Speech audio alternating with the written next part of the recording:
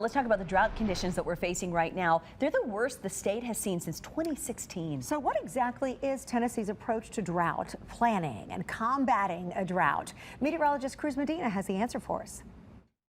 Droughts affect us in so many ways, from the possibility of wildfires to food shortages and low water levels. But when it comes to any type of drought mitigation or response, the state of Tennessee has no operational plan in place.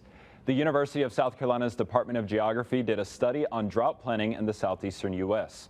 and uncovered that our state had no statute or act at the state level that helps combat a drought. In fact, our state's drought management plan hasn't been updated since 2010. The plan reveals that community water systems are responsible for developing drought management plans themselves.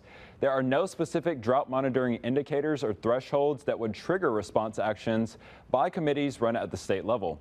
Instead, agencies like the Tennessee Department of Environment and Conservation and Tennessee's Emergency Management Agency are the ones that monitor conditions and impacts. So in Tennessee, an emergency situation must be declared for the governor to take special action against a drought, whereas surrounding state agencies have people at the state level that handle drought declaration levels and response actions.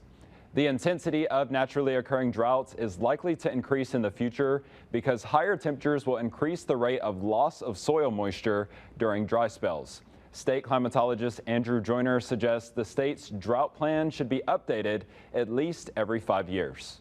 Meteorologist Cruz Medina, WSMV4.